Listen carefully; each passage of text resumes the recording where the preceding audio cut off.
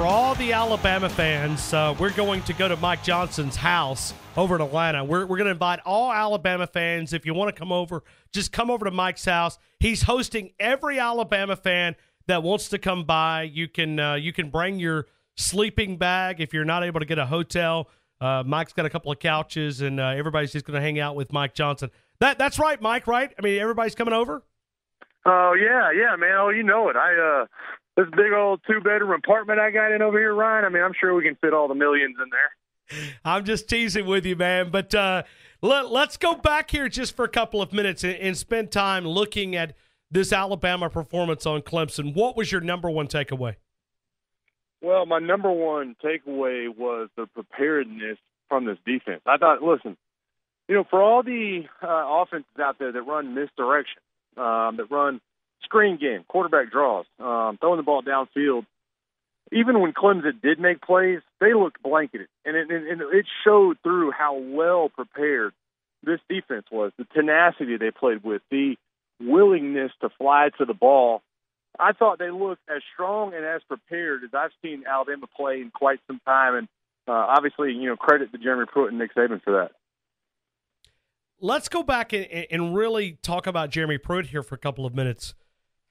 I know nobody ever questioned it, but I mean, how much does this mean that he spent this much time with that game plan and was very loyal back to the University of Alabama?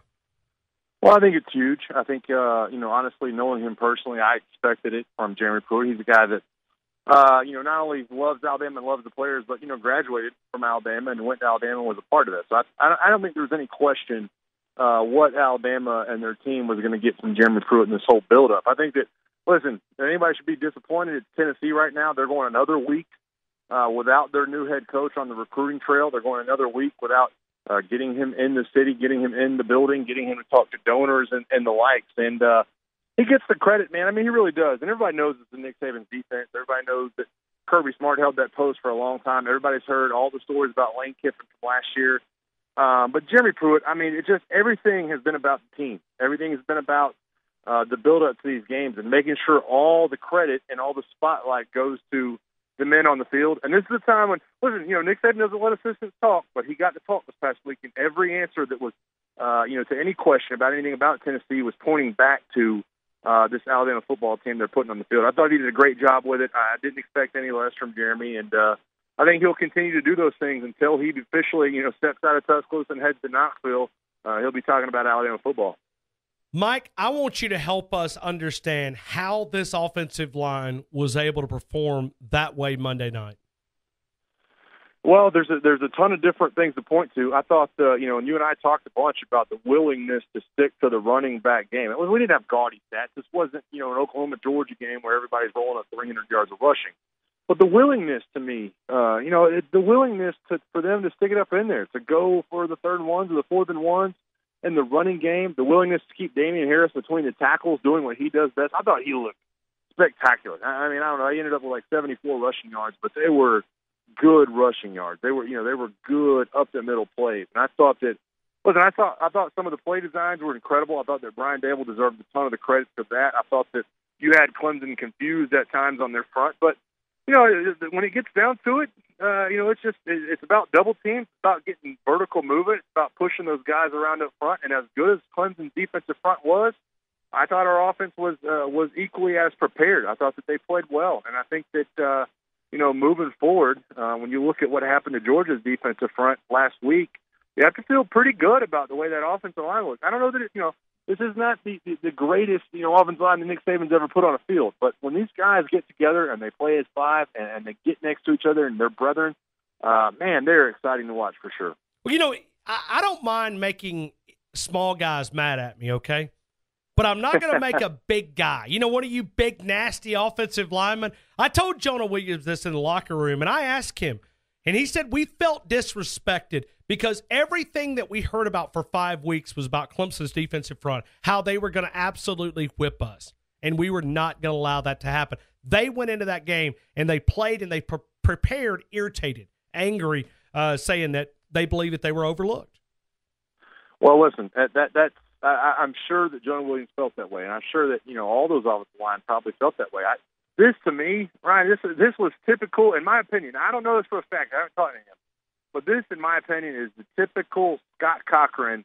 Hey, when you guys are stretching, I'm about to get in your ear every minute of this stretch, every minute of this workout in the weight room. Every time you step through that door, I'm going to be in Jonah Williams' ear about Christian Wilkins and all these Clemson first-round members of the defensive front. I'm going to tell you, and I'm going to quote somebody saying, these guys are that much better than you, and that creates that chip on the shoulder. I don't think that – listen, everybody was crowning Clemson's defensive front, but nobody has said that Alabama's offensive line is bad.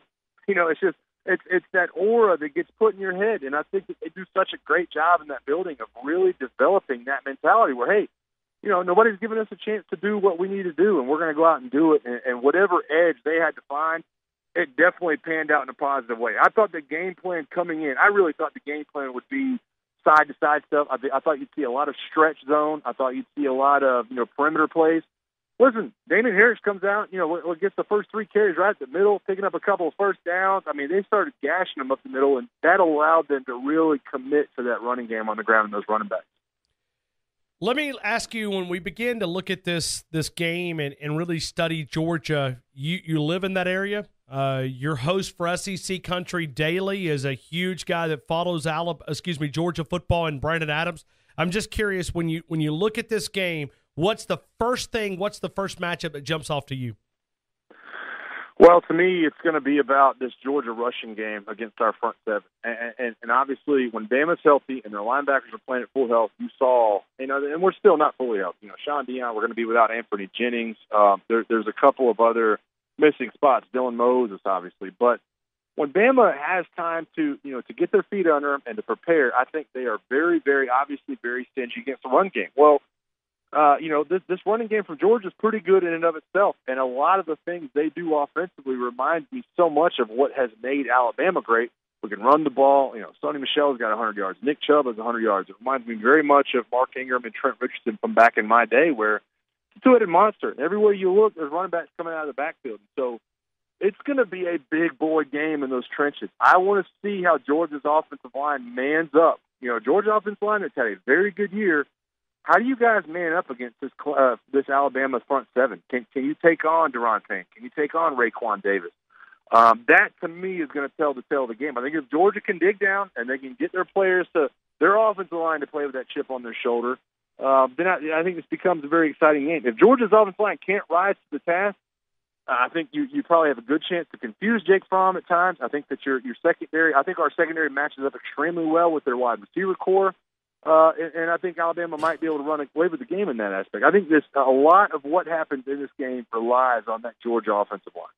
Does Georgia need to move Jake Fromm out to the side? Because he cannot just sit in the pocket, right? I mean, he's got to be able to – they've got to design some plays to give him some extra time, because if he's a sitting duck there, this Alabama defense is going to hit him and hit him hard and hit him often.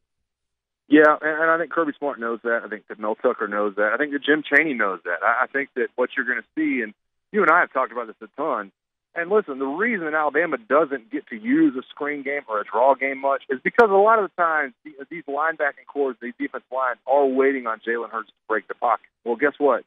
Jake Fromm ain't really one of those guys that's going to break the pocket. So at Georgia with Jim Chaney, you can use the screen game, you use the draw game. The play-action game has been huge for Georgia this year with some of the crossing routes they've had in, back shoulder throws, getting it out quick. I don't foresee Jake Fromm taking 27-step drops back in the pocket. I think that they're smarter than that at Georgia. I think there's a reason that they're playing in this national title game. So yeah, move him outside the pocket.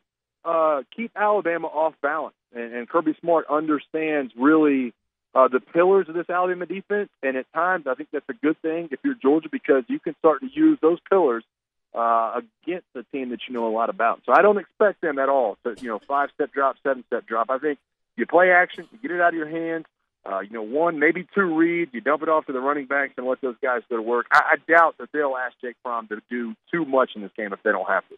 Is there holes in the Georgia's defense?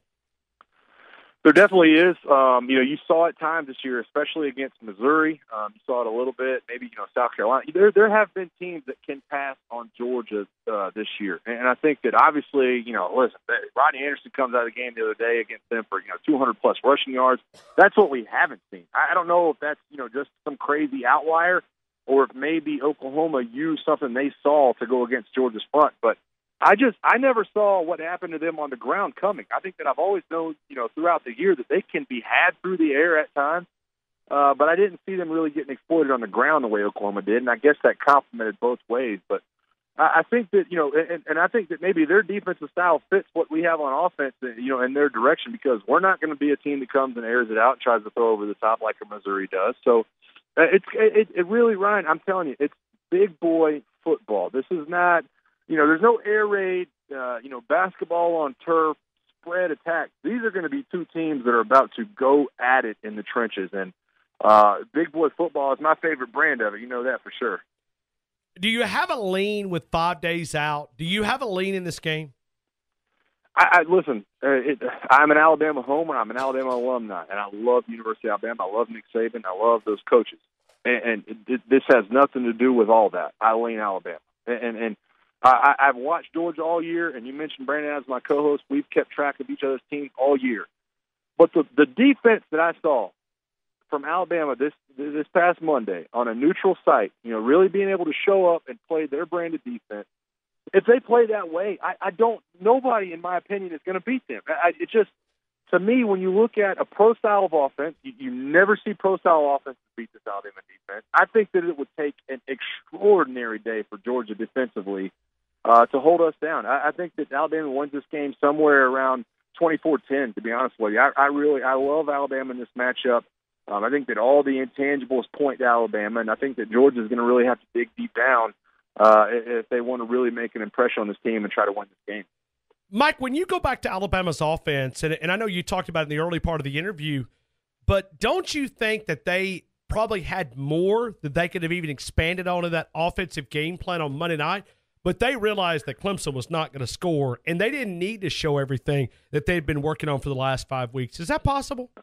It's 100% possible, and I have no doubt about the fact that once they started and understanding how their defense is going to play, somewhere in the middle of that third quarter, when you start getting the turnovers, they say, you know what? We don't have to come back. This is not going to be, something where we're down by 14 and have to air the ball out. And so there's no reason to kind of show our hand. They really dialed it down. I thought it was a good thing. Listen, it's been a couple of weeks, honestly, since Alabama, or a couple of games since Alabama's time of possession has been tilted in their favor, which is really crazy when you look at Nick Saban's teams. I thought they really went into the end of that game and said, time of possession will be tilted in our favor by the time we leave here today. And so what you saw was them put it on the ground, give it in the hands of the running back. I thought Najee, for the couple of touches he had, looked great. I was happy to see, a guy like Josh Jacobs on the field.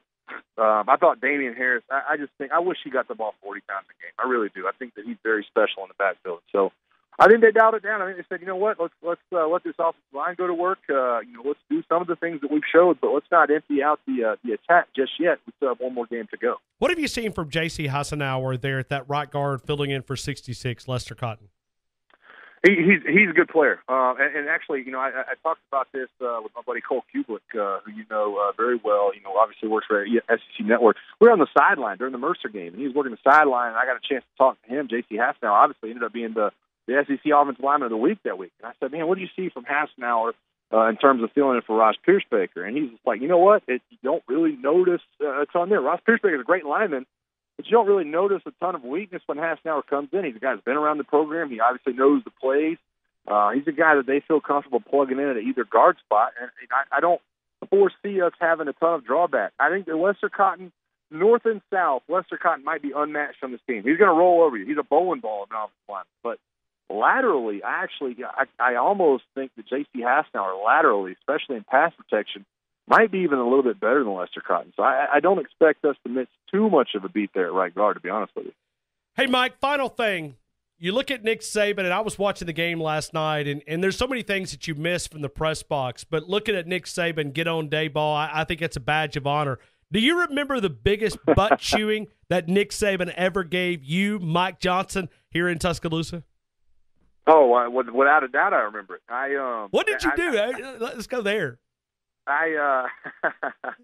This is a funny story, actually. I've told this before at a couple of alumni meetings. I don't know if I've ever told this on the radio, but we were going through drills where you go ones versus ones, and we used to I guess it was inside run. It was a team run drill, and we had 4 plays. The first string gets in there, they get 4 plays, they get out, and it used to be 4 downs. Well, Nick Saban's a defensive coach, and so he was not excited about the way the defense was playing that day. We ripped off 3 long gainers on offense right to start the period off. Well, every time the offense ripped off a long gainer, we had to do the play over again. It turned into a defensive drill because Nick Saban's like, you know what, if you guys are going to let this offense run all over you guys, we're going to keep repeating it. And I'm sitting there going, I said it out loud, probably a lot louder than I should have. I thought, it's a dang defensive drill. The offense is over here too. We're pretty good. We have the Heisman Trophy winner in the backfield, and he was not a fan of the way I responded to that. He thought that, I needed to be one of those people that welcomed adversity and welcomed the challenge. But he heard me loud and clear, and he pretty much aired it out. Right after the practice was over, man, he called everybody up and was like, talking about how I shouldn't have. I'll just say this: I won't go into detail about what he said to me. Just made it very, very, effective of a talk for him to tell me never to do that again. And I went up to his office afterwards. We talked it out. He tried to quit from repeating plays for the rest of the year, and it's a butt chewing that I'll never forget. I'm telling you right now, everybody's eyes were wide open, and it's one of those moments in your life where everybody's kind of staring at you, wondering what you're going to do next, whether or not I'm going to break out into tears from the way he was talking to me. So it's a little bit of a badge of honor. You're right, and something that I definitely remember all the time. We call that tough love, my friend. Tough love, my friend. That's exactly what it is. It's tough love, and like I said, I went straight up to his office. I thought, man, you know what? I need to go up and talk to him. And he said, listen, I understand your perspective. You understand mine, and you know what? When I ask y'all to run plays, you run plays. And I said, yes, sir. And headed on back down to the locker room.